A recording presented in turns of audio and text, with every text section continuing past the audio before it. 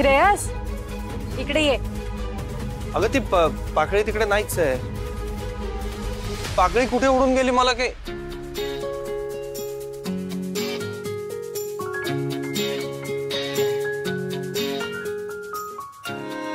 ए मिळाली तुला? मी एवढी शोधली मला नाही सापडली. ते मला सापडली म्हणजेच तुला सापडली ना. ओ असं आहे का? मग त्या लॉजिकने मी सुद्धा उद्या निर्जळी उपवास करणार.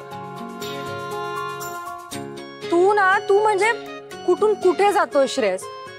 काहीच गरज नाही. एक माझं काहीच गरज नाही. मी केला म्हणजेच तू केलास ना. नाही नाही नाही नाही असं नाहीये. आता समजा मी उपवास करत असतो एकटा, तर तू मला एकट्याला करू दिला असतास का? नाही ना. तू केलाच असतास माझ्या बरोबर. तसंच आहे. तू ना बाबा खरंच बोलण्यात तुझ्याशी कोणीच जिंकू शकत नाही. मी तर म्हणजे नाहीच नाही, जमणारच नाही. आता कसं?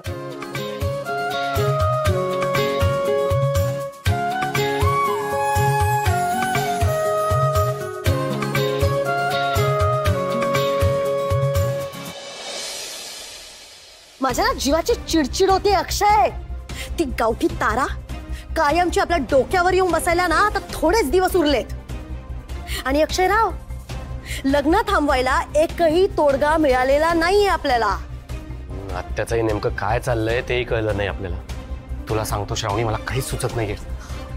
काय काय नाश्ता आहे?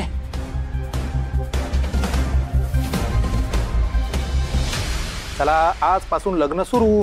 म्हणजे म्हणजे म्हणजे आज चुडा भरण्याचा कार्यक्रम आहे. शकुंतला ताई साहेबांनी सगळी तयारी केली आहे.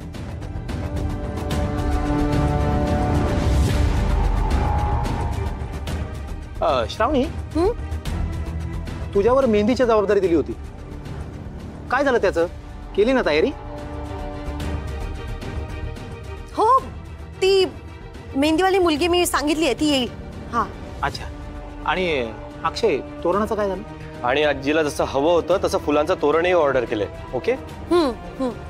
बर, नक्की ना? मामा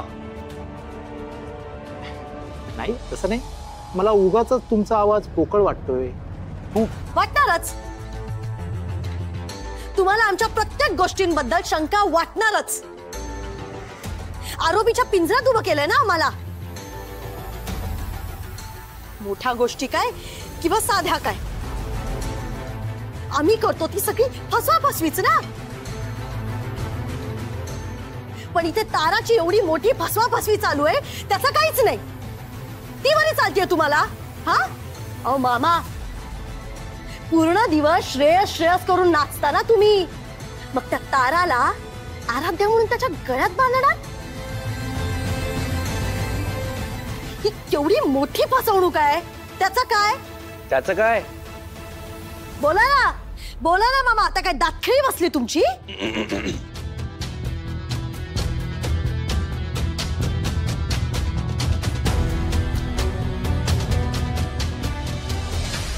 श्रेयस, तू हे ज्यूस पिऊन घे प्लीज. तुला सवय नाहीये. एक एक एक मिनिट. तुला तरी कुठे सवय आहे?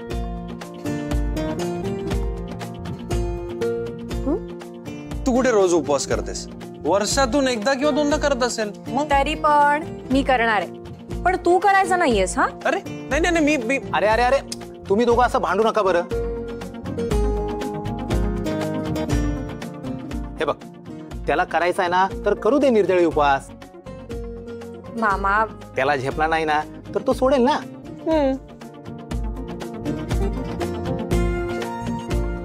पण तू पूर्ण दिवस करशील उपास, मला खात्री आहे. पण त्याचं मन मोडू नको ग. निर्जळी उपास पण कशासाठी?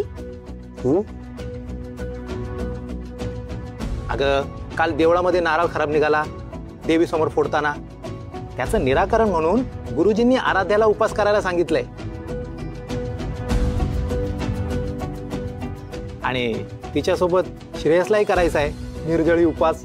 येस, मी करणार. काय कौतुक चाललंय. वाह. बरं चला, मी निघू आता. ठीक आहे. Bye bye.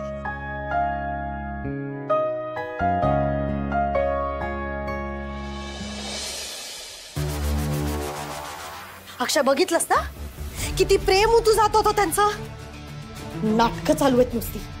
काय तर म्हणे निर्जळी उपवास. तुम्ही दोघांचा. अक्षय खरं सांगते दोघांना माझ्या डोक्यात जायला लागले. नाहीतर काय, त्यात तो मामा उत्साहात येऊन मला सांगतो की तोरण विरण अरेंज केलंय की नाही. छ्या श्रावणी, मी आधीच सांगतोय मी कुठलंच तोरण बिरण ऑर्डर केलेलं नाहीये. आणि काय ग, काय?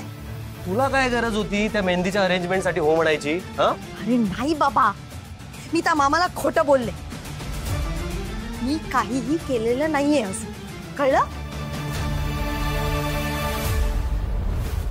हो, पण आता करणार आहे. नाही म्हणजे आपल्या लाडक्या ताराच्या हातावर मेहंदी तर हवीच ना. म्हणजे श्रावणी, नेमकं काय चाललंय तुझ्या डोक्यात? आता बघच माझा खेळ. आगे आगे देखिए होता है क्या.